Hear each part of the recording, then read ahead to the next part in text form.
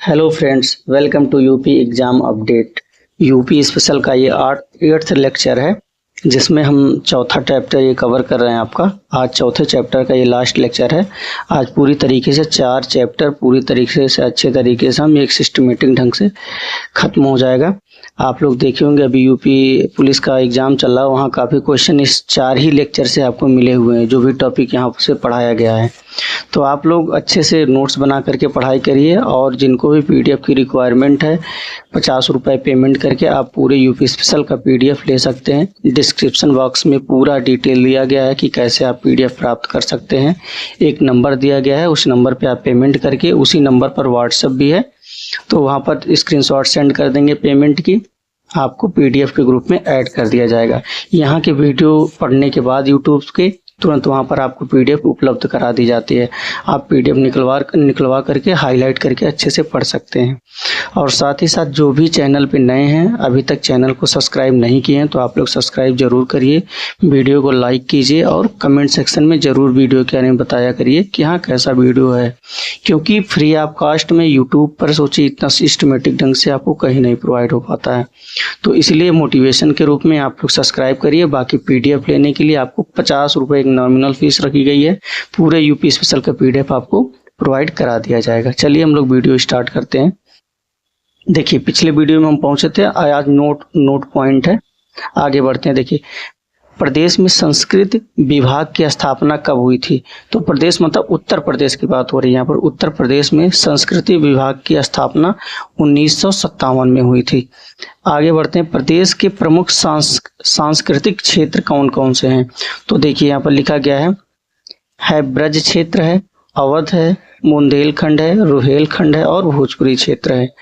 फिर प्रदेश में स्थापत्य कला के प्राचीनतम या मौर्यकालीन नमूने प्राप्त होते हैं। कहाँ से प्राप्त होते हैं मौर्यकालीन नमूने? सारनाथ से, कौशाम्बी से, कुशीनगर से। फिर आगे है मंदिर निर्माण कला का विकास हुआ कि मतलब किस काल में मंदिर निर्माण कला का विकास हुआ था? तो गुप्त काल में हुआ था। ये सब जीएस के भी प्रश्न आपको पूछे जा सकते हैं किसी और भी एग्जाम में, तो इस वजह से ये सब इम्पोर्टेंट है, तो यहाँ पर लिखा गया है। गुप्तकालीन मंदिरों के साक्ष्य मिलते हैं। गुप्तकालीन मंदिरों के कहाँ से साक्ष्य मिलते हैं? यूपी के भीतर। देखिए ये है, तो देवगढ़ आपका ललितपुर में, भीतरगांव आपका कानपुर में है, फिर भीतरी आपका कहाँ पर है? गाजीपुर में है। फिर आगे बढ़ते हैं, मध्यकाल में स्थापत्य कला की 2 प्रमुख शैलियां, कि मध्यकाल में स्थापत्य कला की 2 प्रमुख शैलियां कौन कौन सी थी? तो देखिए एक है सरकी और दूसरा है मुगल या आगरा शैली। तो मध्यकाल में स्थापत्य कला की 2 प्रमुख शैलियां कौन कौन सी है? एक सरकी है और एक मुगल शैली है, या इसी को आगरा शैली बोला जाता है। अब देखिए, अब आता है सरकी शैली का सबसे अच्छा नमूना कौन सा है? तो सरकी शैली का सबसे अच्छा नमूना देखिए यहाँ पर लिखा गया है अटाला मस्जिद। अटाला मस्जिद कहाँ पर है? जौनपुर में है। इसी प्रकार से मुगल शैली या आगरा शैली का सबसे अच्छा नमूना कौन सा है? ताजमहल है। फिर आगे बढ़ते हैं। हाँ, आधुनिक स्थापत्य की प्रमुख शैली। अगला है आधुनिक स्थापत्य की प्रमुख शैली कौन सी है? आधुनिक स्थापत्य की प्रमुख शैली लखनऊ शैली है, कि मतलब आधुनिक स्थापत्य की ये प्रमुख शैली है। जिसे मध्यकाल में स्थापत्य की 2 प्रमुख शैलियाँ थी, एक सरकी और एक दूसरा मुगल या आगरा शैली, लेकिन यहाँ आधुनिक स्थापत्य की प्रमुख शैली लखनऊ शैली है आपकी। आगे बढ़ते हैं नेक्स्ट पेज पे। देखिए आगे है आपका लखनऊ शैली का विशुद्ध नमूना कौन सा है? बड़े इमाम बाड़े का हाल जो है लखनऊ शैली का विशुद्ध नमूना है। फिर आगे बढ़ते हैं चित्रकला टॉपिक से जो भी इंपॉर्टेंट क्वेश्चन बन सकते हैं यूपी स्पेशल के दृष्टिकोण से, उसको हम लोग कवर करते हैं यहाँ पर। देखिए मध्यकाल की प्रमुख चित्रकला शैलियाँ जो है मुगल आगरा शैली, जैसे मुगल का जो भी यहाँ था आगरा में था, मथुरा जैसे ब्रज क्षेत्र जो भी है वो मथुरा में आता है, तो मथुरा शैली, और फिर बुंदेली शैली आपकी आती है यहाँ पर मध्यकाल की प्रमुख चित्रकला शैलियों में। फिर अगला है मुगल चित्रकला शैली की नींव किसने रखी थी? मुगल चित्रकला शैली की नींव हुमायूं ने रखी थी, यहाँ पर लिखा गया है। फिर आगे है मुगल चित्रकला शैली का स्वर्ण काल, मतलब एक है मुगल चित्रकला शैली की नींव किसने रखी थी, वो रखा था हुमायूं ने, लेकिन उसका स्वर्ण काल, मुगल चित्रकला शैली का स्वर्ण काल कौन सा था, तो जहांगीर के जो काल था, जो भी उनका कार्यकाल था, उसको मुगल चित्रकला शैली का स्वर्ण काल कहा गया। फिर आगे है आधुनिक चित्रकला की प्रमुख शैलियाँ कौन कौन सी है। आधुनिक चित्रकला की प्रमुख शैलियाँ वाश टेम्पा या इसी को लखनऊ शैली भी बोला जाता है। आधुनिक चित्रकला की प्रमुख शैलियाँ वाश टेम्पा या लखनऊ। फिर लखनऊ शैली के जनक कौन है, यहाँ पर लिखा गया है असित कुमार हलदार। कौन है, असित कुमार हलदार हैं। फिर प्रदेश के चित्रकला विकास में ग्राफिक विद्या की शुरुआत की, ग्राफिक विद्या की किसने शुरुआत की थी, चित्रकला के विकास में ललित मोहन सेन ने किया था। चलिए आगे पेज पे बढ़ते हैं, पेज नंबर 2। देखिए यहाँ पर हम लोग चित्रकला के बारे में पढ़ लिए, नोट पॉइंट के बारे में पढ़ लिए। अब आगे बढ़ते हैं संगीत कला या शास्त्रीय गायन या वादन से रिलेटेड क्या इंपॉर्टेंट है उसके बारे में हम लोग पढ़ते हैं। देखिए मध्यकाल के प्रमुख संगीतकार कौन कौन से हैं, तो देखिए एक है हुसैन सर की हैं, इंपॉर्टेंट यहाँ पर लिखा गया है। स्वामी हरिदास हैं, अमीर खुसरो हैं, वाजिद अली शाह हैं, फिर तानसेन और बैजू हैं। ये हैं मध्यकाल के प्रमुख संगीतकार हैं। फिर आगे अमीर खुसरो हैं, उन्होंने क्या क्या इंपॉर्टेंट चीज़ खोजा था, तो देखिए अमीर खुसरो इंपॉर्टेंट है संगीतकार, इस वजह से इनके बारे में थोड़ा आपको पता रहना चाहिए। देखिए तबला व सितार की खोज किसने किया था, अमीर खुसरो ने किया था। कव्वाली, तराना, कौलक, वाना शैलियों की खोज भी इन्होंने ही किया था। फिर है अगला ईरानी, फारसी व भारतीय रागों का मिश्रण भी इन्होंने ही किया था। इतना काम अमीर खुसरो ने इम्पोर्टेंट काम किया था। तबला व सितार की खोज, ये भी कई कॉम्पिटिटिव एग्जाम में पूछा जाता है, जीएस पॉइंट ऑफ व्यू से, UP special point of view से भी इम्पोर्टेंट है। कव्वाली, तराना, कौलक, लवाना शैलियों की भी खोज इन्होंने की थी। ईरानी, फारसी व भारतीय रागों, तीनों रागों का मिश्रण किसने किया था, अमीर खुसरो ने किया था। फिर एक क्वेश्चन पूछा जाता है अष्टछाप में कौन कौन से कवि शामिल हैं, तो अष्टछाप में शामिल देखिए कवि कौन कौन से हैं। एक है नंददास हैं, सूरदास हैं, चतुर्भुज दास हैं, कुंभन दास हैं, परमानंद दास हैं और कृष्णदास हैं, गोविंद स्वामी, शीत स्वामी। तो इसमें मोस्टली देखिए जो भी आए हैं कवि, उनके लास्ट में दास लगा है, तो एक जनरली आप आइडिया रख लीजिएगा कि अष्टछाप में ऐसे कवि शामिल हैं कि जिनके लास्ट में दास लगा हुआ है। ठीक है, फिर आगे है मंदिरों में संगीतबद्ध अर्चना की पद्धति की शुरुआत वल्लभाचार्य ने किया था। मतलब संगीतबद्ध अर्चना की शुरुआत, आजकल देखते हैं जो भी संगीतबद्ध अर्चना या पूजा पाठ मंदिरों में किया जाता है, तो उनकी खोज किसने किया था, वल्लभाचार्य जी ने किया था। चलिए फिर अगला है स्वामी हरिदास का जन्म कहाँ पर हुआ था, हरिदास अलीगढ़ में, एंड रहते कहाँ पर थे, वो निधिवन और वृंदावन में रहते थे। देखिए निधिवन वृंदावन में रहते थे, लेकिन स्वामी हरिदास का जन्म कहाँ पर हुआ था, हरिदासपुर अलीगढ़ में हुआ था। उन्हीं के नाम पर वो गांव था हरिदासपुर, उसी के नाम पर उनका नाम भी पड़ गया था हरिदास। फिर आगे है ध्रुपद धमार राग का प्रवर्तन किया था। तो ध्रुपद धमार राग का प्रवर्तन किसने किया था, वही स्वामी हरिदास ने ही किया था।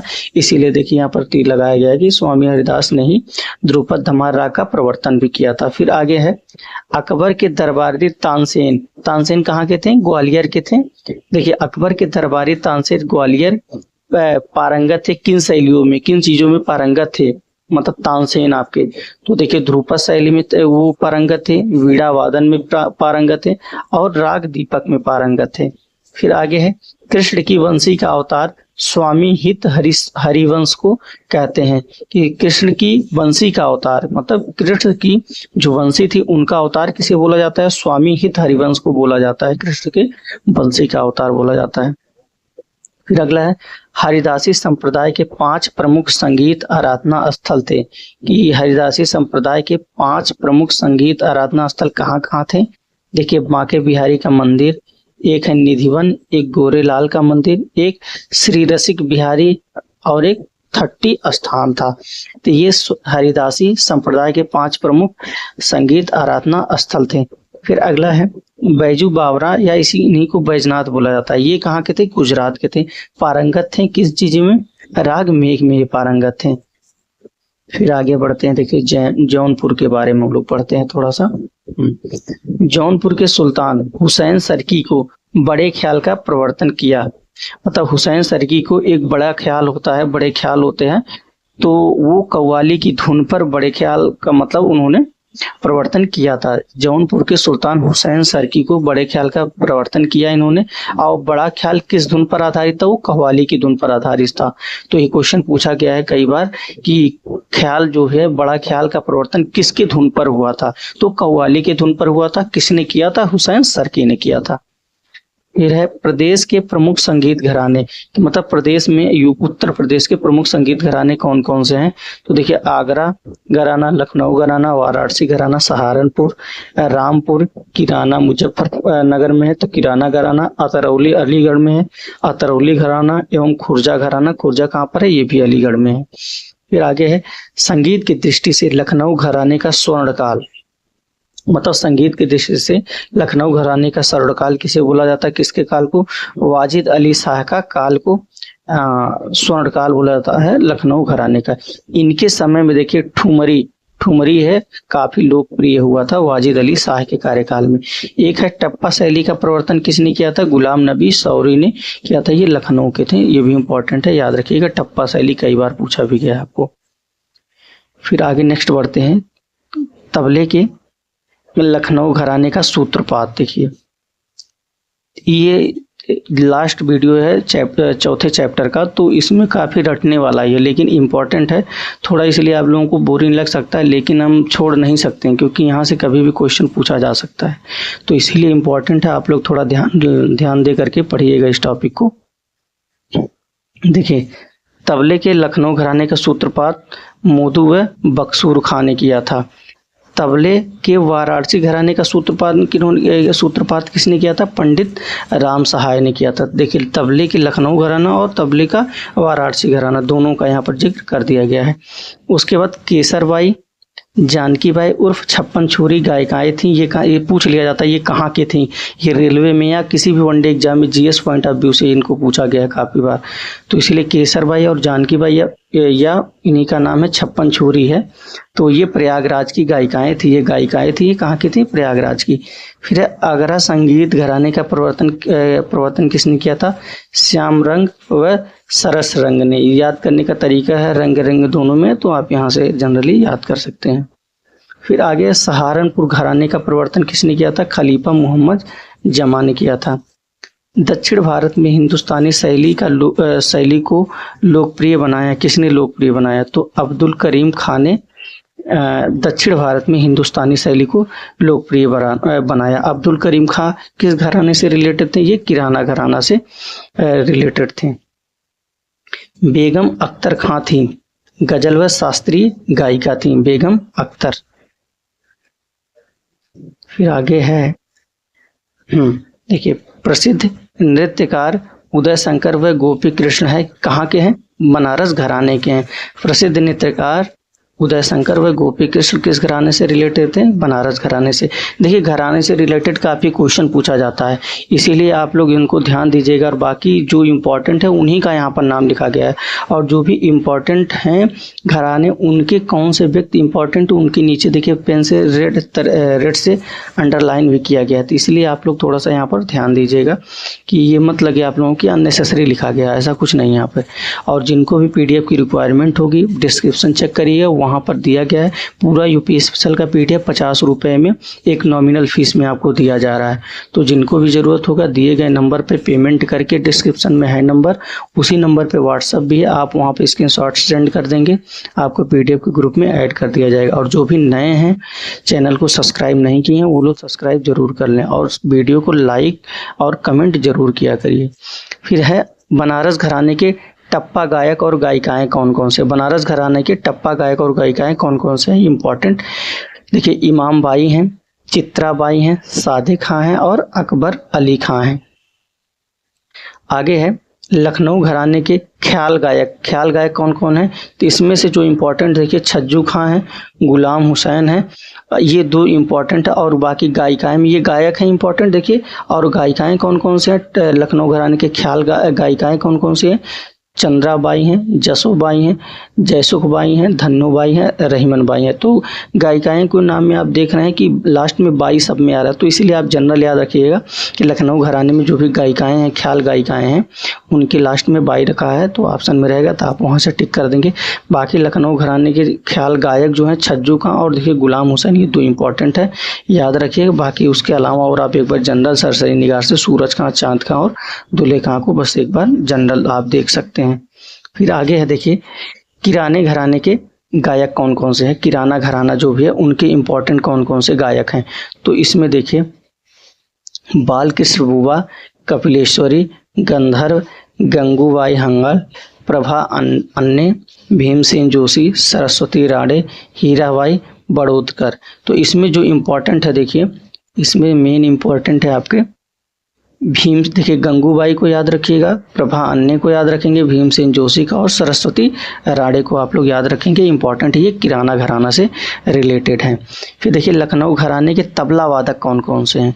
कभी कभी देखिए इनको मान लीजिए वादक यहाँ दे दिया कि ये तबला वादक है, कभी कभी लखनऊ घराने से ही रिलेटेड कई नाम दे दे, कौन लखनऊ घराने से, तो ये लखनऊ घराने के तबला वादक है, तो ऑलरेडी ये लखनऊ घराने से रिलेटेड हो ही गए और तबला वादक हैं, ये स्पेशल हो गए। तो इसमें एक नाम और 2 नाम याद आप रखेंगे लखनऊ घराने के तबला वादक में। देखिए एक वाजिद हुसैन को याद रखिए, किस घराने, ये सीधे सीधे क्वेश्चन पूछा जाता है, वाजिद हुसैन जो है किस घराने से रिलेटेड, तो पहला क्वेश्चन लखनऊ घराने से रिलेटेड है। अब लखनऊ घराने में किस प्रकार के वादक थे, ये तबला वादक थे, तो इसीलिए वाजिद हुसैन बहुत इंपॉर्टेंट, इनको याद रखेंगे। और एक हिरेंद्र गांगुली को याद रखेंगे, ये 2 इंपॉर्टेंट है। बाकी आप एक बार जनरली ऐसे सबके नाम पढ़ लीजिएगा। इसी प्रकार से देखिए आगरा घराने के गायक कौन कौन से हैं इंपॉर्टेंट, उनके बारे में भी देख सकते हैं आप।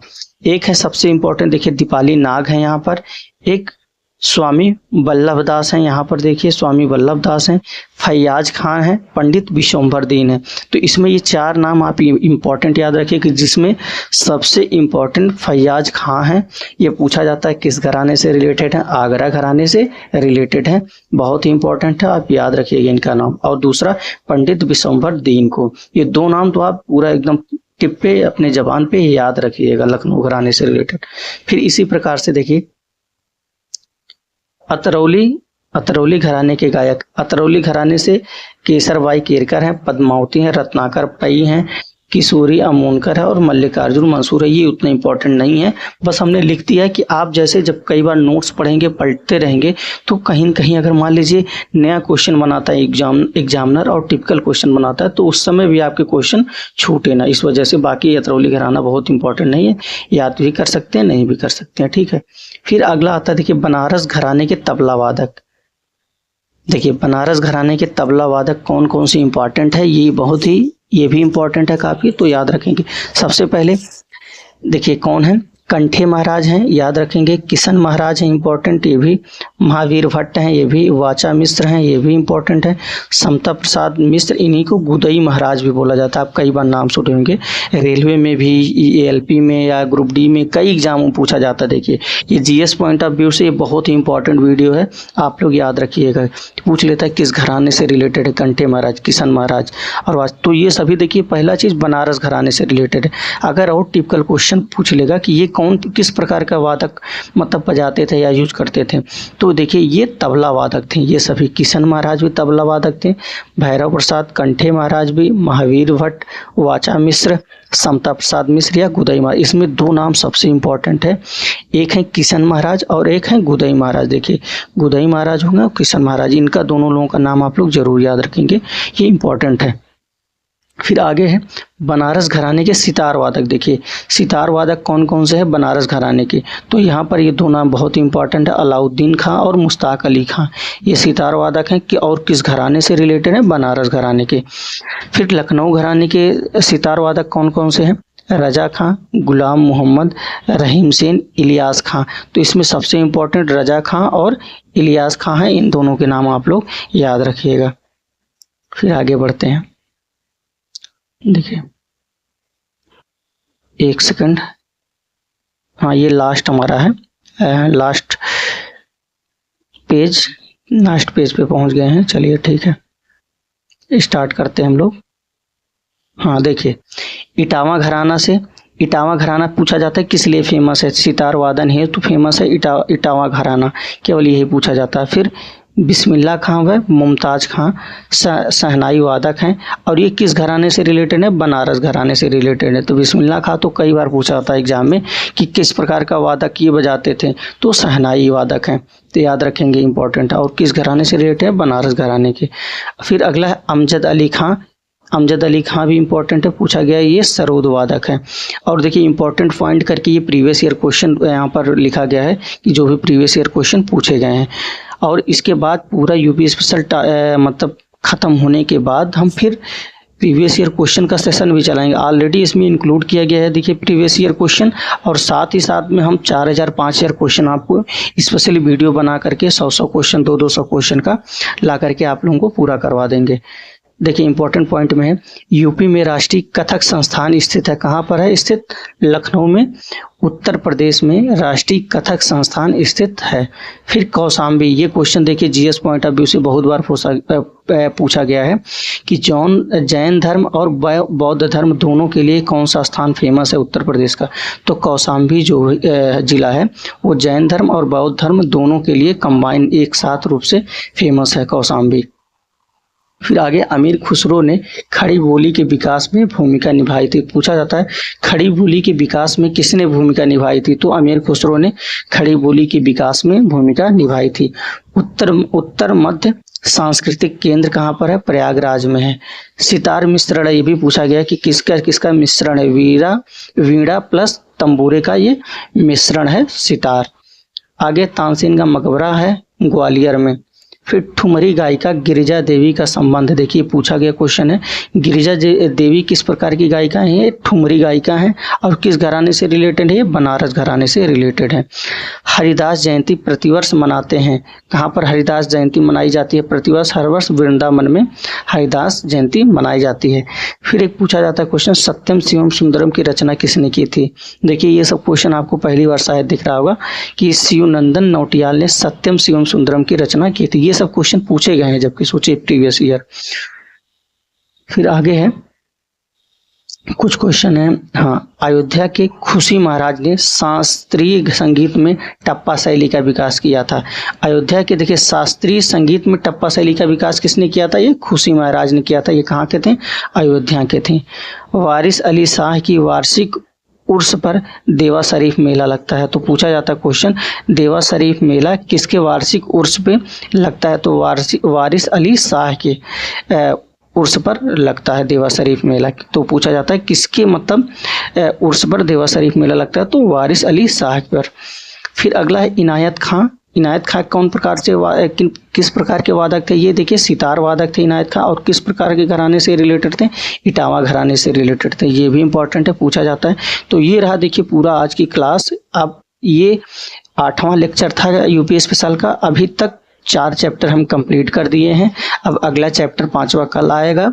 तो देखिए एक सिस्टमेटिक ढंग से हम एक शॉर्ट फॉर्म में भी आपको पूरी तरीके से पूरा यूपी स्पेशल आपको करवा दिया जा रहा है एक सिस्टमेटिक ढंग से। तो जिनको भी पीडीएफ की रिक्वायरमेंट होगी डिस्क्रिप्शन बॉक्स चेक करिएगा, वहाँ पे एक पूरा डिटेल दिया गया है कैसे आप पेमेंट कर सकते हैं। और पूरा यूपी स्पेशल एक नॉमिनल फीस में 50 रुपये आपको प्रोवाइड करा दी जाएगी पीडीएफ। और जो भी चैनल पे नए हैं आप लोग चैनल को सब्सक्राइब जरूर करिए और कमेंट सेक्शन में बताइए, वीडियो को लाइक भी करिए, क्योंकि फ्री ऑफ कास्ट में सोचे यूट्यूब पे इतना अच्छा कंटेंट कहीं आपको नहीं मिलेगा। इसी के लिए लोग पता नहीं कितने रुपए खर्च कर दे रहे हैं कि एक सिस्टमेटिक ढंग से यूपी स्पेशल उनको मिल जाए। कम से कम हमने ये इनोवेशन चालू किया, तो आप लोग सपोर्ट करिए हमारा, और सभी लोग पीडीएफ जरूर लीजिए जिससे हमें भी सपोर्ट मिले आप लोगों के लिए। हम और अच्छी चीज़ें, एक रेलवे सामान्य अध्ययन जो भी आरआरबी जे रेलवे की जितनी भी वैकेंसी आई है उनके लिए हम चालू करने वाले हैं। उसका भी फीस एक नॉमिनल रखा गया है, क्योंकि वो देखिए किसी को वो प्रिंटेड फॉर्म में आपको मिलेगा, टाइपिंग करवाएंगे, हमारे पास समय है नहीं, तो कोई दूसरा करेगा तो समझ ही सकते हैं उसको कुछ ना कुछ हमें चार्ज देना ही पड़ेगा। इसलिए एक नॉमिनल चार्ज लगाया गया है, करीब 5000 क्वेश्चन प्लस हम प्रीवियस ईयर करवाएंगे उसमें। तो जल्द ही आपको इस बैच के सिलेक्शन बैच उसका नाम रखा जा रहा है, तो उसके बारे में बहुत जल्द आपको बता दिया जाएगा। चलिए ठीक है, वीडियो आज की यहीं पर एंड करते हैं, मिलते हैं नेक्स्ट वीडियो में।